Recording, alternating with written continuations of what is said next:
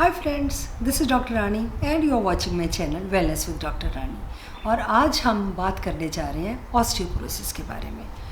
Osteoporosis जब हम बोलते हैं तो इसका मतलब है कि ये हमारी बोन्स की बीमारी है। ऑस्टियो हम बोन्स को बोलते हैं, और जब हमारी बोन्स पोरस हो जाती हैं तो वो वीक हो जाती हैं, कमज़ोर हो जाती हैं एंड उनमें फ्रैक्चर्स होने के जो चांसेस हैं वो बहुत ज़्यादा हो जाते हैं। बहुत जल्दी फ्रैक्चर हो जाती है। थोड़ा सा भी हम कोई एफर्ट करते हैं तो वो हमारी बोन है वो फ्रैक्चर हो जाती है।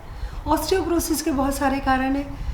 आमतौर पे ये हम देखते हैं कि ओल्ड एज में होता है and it is more in females, क्योंकि फ़ीमेल हार्मोन है वो हमें ऑस्टियोपोरोसिस से बचा कर रखता है, लेकिन मीनोपॉज के बाद उसकी कमी हो जाती है ईस्ट्रोजन की। तो फीमेल्स में ये कंपैरेटिवली ज़्यादा होता है, लेकिन मेल्स में भी होता है। लेकिन और भी कारण हैं। उन कारणों में हमारे, अगर हम अल्कोहल की कंजम्पशन है, अगर हम स्मोक करते हैं, अगर हमारी डाइट में वो सारे न्यूट्रिएंट्स नहीं हैं जो होने चाहिए, हमारी डाइट बैलेंस नहीं है, तब भी हो सकता है।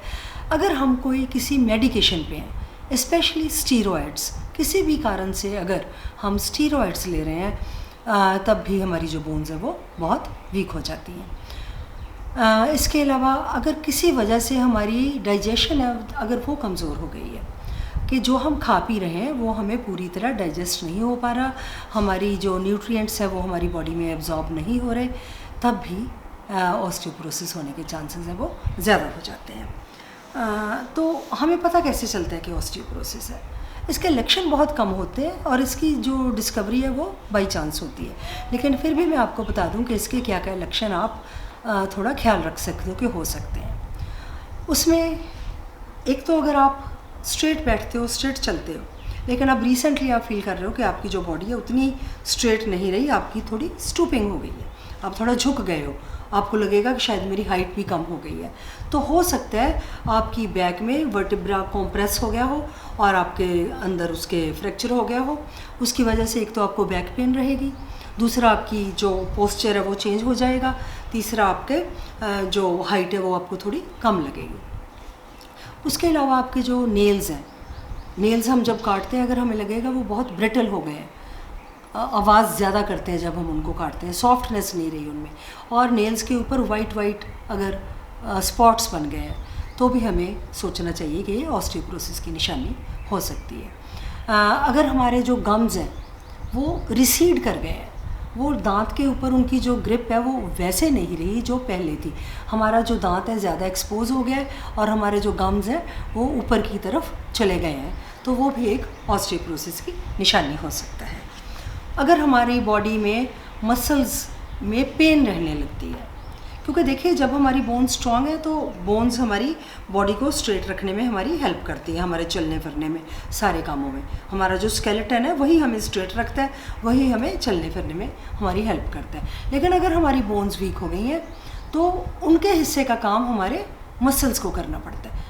अगर मसल्स काम ज़्यादा करेंगे तो वो थक जाते हैं, तो हमारी बॉडी में मसल एक से जो पेन्स है वो होने लगती हैं। अगर आपके बैक एक रहती है, अगर आपके नेल्स ब्रिटल है, अगर आपके पोस्चर में ख़राबी आ गई है, अगर आपकी हाइट थोड़ी कम हो गई है, अगर आपके मसल्स में पेन रहने लगी, तो आपको शक हो सकता है कि मुझे ऑस्टियोपोरोसिस है। लेकिन जैसे मैंने पहले बताया कि आमतौर पे इसकी डिस्कवरी बाई चांस होती है। कब होती है? जब आपको सडनली कहीं ना कहीं फ्रैक्चर हो जाता है। फ्रैक्चर की जो मोस्ट कॉमन प्लेसेस हैं वो एक तो आपकी रिस्ट है, दूसरी आपकी बैक है, तीसरी आपकी जो है हिप बोन है वो है। लेकिन फ्रैक्चर कहीं भी हो सकता है। आप वॉक कर रहे हो, आपके एंकल में हो सकता है, आपको किसी ने ज़ोर से हग किया, आपकी रिब्स में हो सकता है, आपने थोड़ा सा भी कोई एफर्ट किया, आपने ज़ोर से खांसी की या आपको छींक आई है, तो उससे भी आपके कहीं ना कहीं फ्रैक्चर हो जाता है, क्योंकि आपकी बोन्स में वो स्ट्रेंथ नहीं है जो कि पहले थी, जो होनी चाहिए। बोन्स ज़्यादा पोरस हो जाती है, उनमें जो गैप्स हैं वो बढ़ जाते हैं, बोन्स की जो आउटर कवरिंग है वो भी वीक हो जाती है और वो बोन्स बड़ी जल्दी टूट जाती हैं। अदरवाइज़ जो बोन्स है वो हमारी बॉडी का बहुत स्ट्रॉन्ग पार्ट होती है, बिल्कुल जैसे सीमेंट का मटेरियल होता है वैसे बनी होती है, हमारी बॉडी का पूरा वेट लेकर चलती हैं और जल्दी की उनका फ्रैक्चर नहीं होता। लेकिन अगर आपकी बोन्स फ्रैक्चर जल्दी होने लगी हैं तो आपको ज़रूर शक होना चाहिए कि मुझे ऑस्टियोपोरोसिस हो सकता है।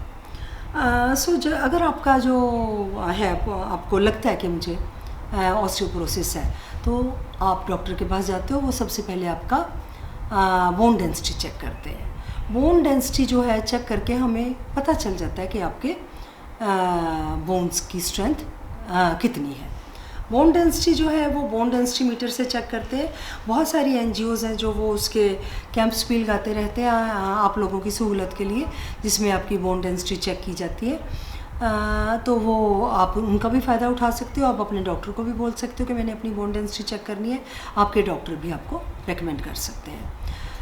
अगर आपकी बोन डेंसिटी -1 to +1 तक है तो आप कह सकते हो कि आपकी जो बोन्स है स्ट्रॉन्ग है।